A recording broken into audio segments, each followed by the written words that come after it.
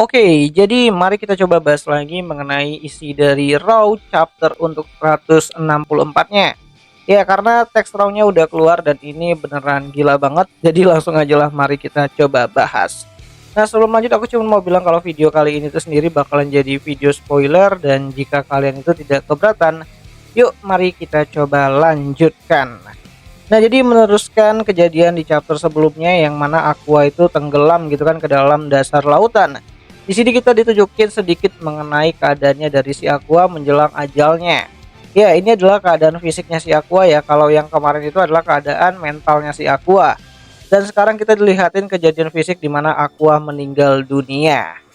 Nah, jadi gadis Gaga yang ada di dekat Aqua itu meminjam sedikit ya kesadaran Aqua untuk menunjukkan kepadanya mimpi dari bagian terakhir yang ada di chapter ke-163 kemarin.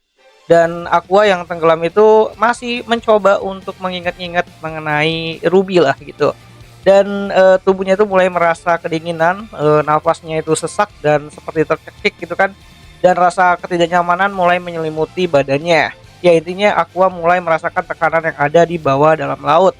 Dan Aqua merasa kalau dirinya tuh seperti kedinginan dan juga terbakar. Nah, di dalam keadaan seperti itu Aqua masih saja memikirkan Bekomachi yang bernyanyi di atas panggung, di mana Bekomachi ini tuh sebenarnya adalah Bekomachinya si Ruby ya.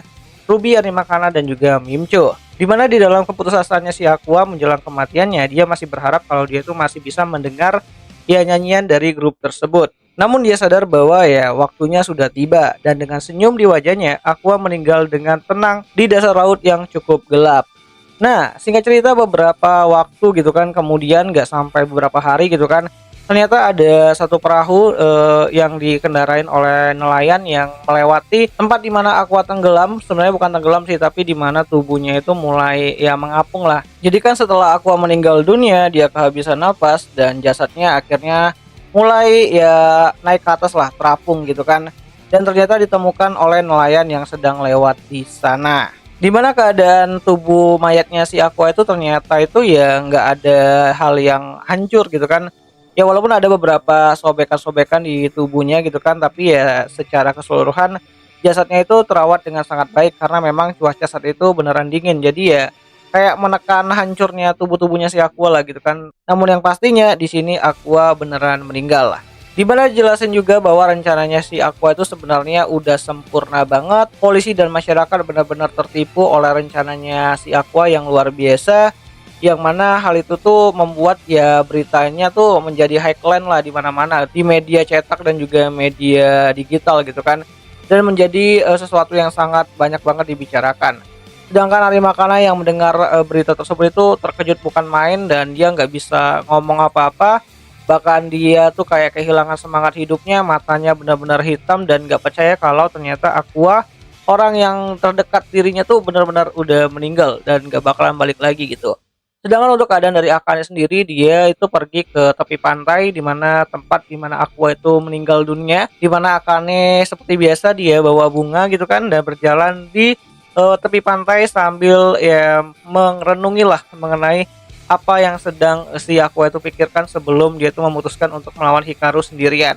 Ya, di sini si Akane itu cukup memuji Aqua karena strateginya itu benar-benar berlian banget gitu kan. Di mana si Akane mengagumi kedalaman kebijaksanaannya si Aqua dan tekadnya untuk bisa melindungi si Ruby.